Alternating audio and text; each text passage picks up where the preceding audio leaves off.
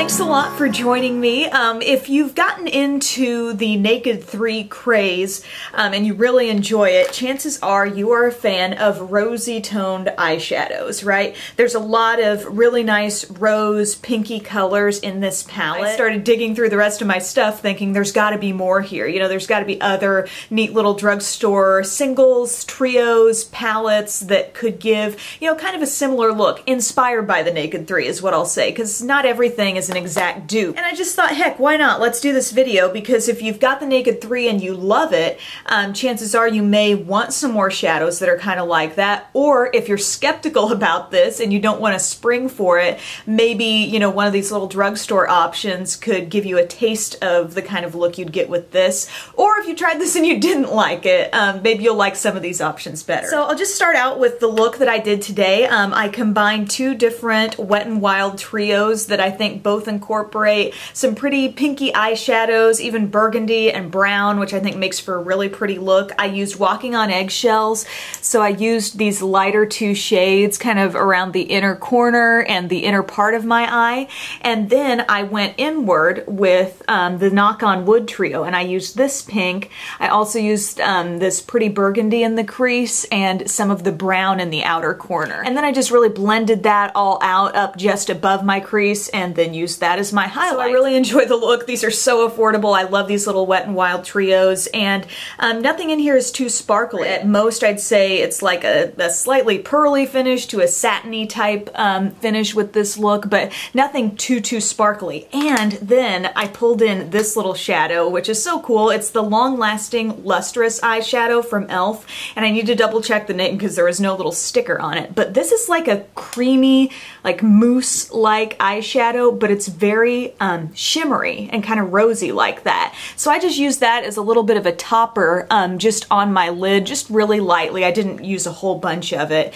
but it doesn't maintain any sort of like a tackiness to it. It really feels dry, you know, once you swatch it out or once you put it on your lids. So for that reason, it's great to just add a little more pizzazz to your look, but not worry about affecting the staying power of it. So I really like that little guy. Also, in case you missed my Get Ready With Me Valentine's Day edition, this was the quad that I used there, and it's called Rose for Romance. It's from L'Oreal, and this really, I think, emulates the kind of look that I would get with the Naked 3, because it's got a nice, really shimmery pink and a lighter pink, this really pretty kind of grayish taupe, and then a deeper shade as well that you could really, you know, go smoky with this if you wanted to. Also, back to Wet n Wild real quick. I normally think of the Petal Pusher 8-pan palette as being a purple palette. For some reason, it just registers in my mind, like if I'm thinking about using purple, I think about that palette. But really, cover up this half, and it is totally like a rosy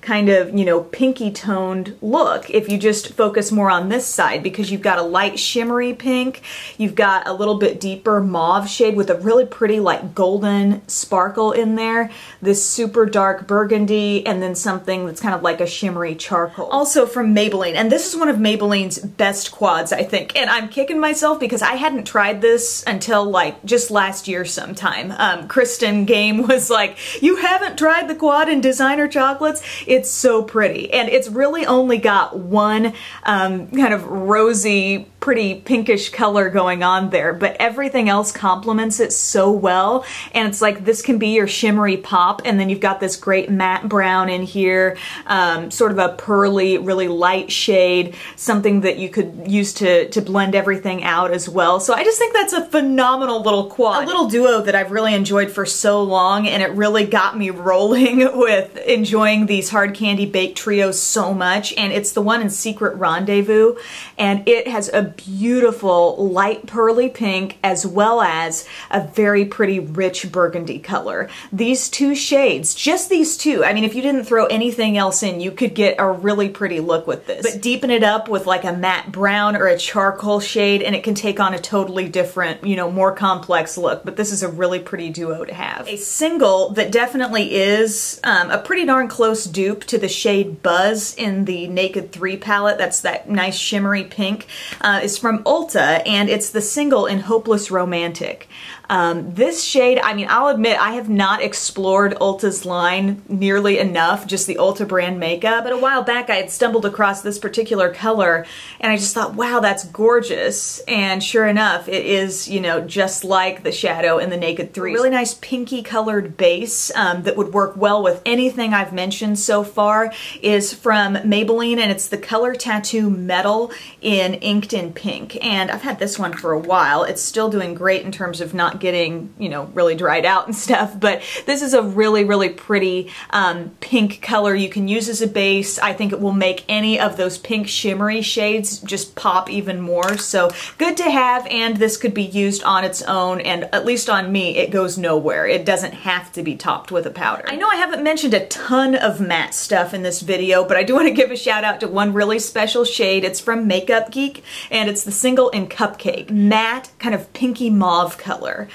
Really interesting shade. I think this could be gorgeous blending out a deeper shade that's in your crease or, you know, all over the lid. And lastly, a little mention to some shadows that are definitely less of the cool pink and more of the warmer kind of rose gold type color.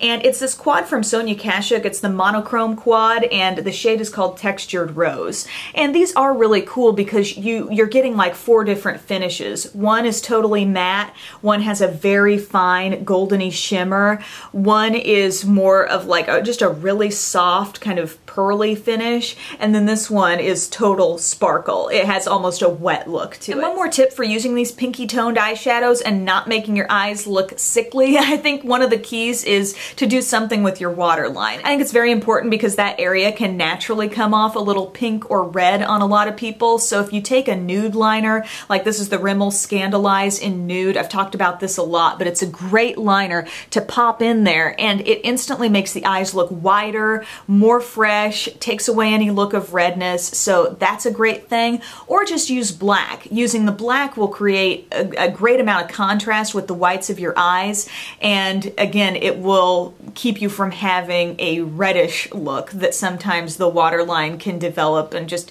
have that kind of a tint just naturally. Anyway, I hope this video was helpful to you. Thanks so much for watching, and I'll see you later. Bye!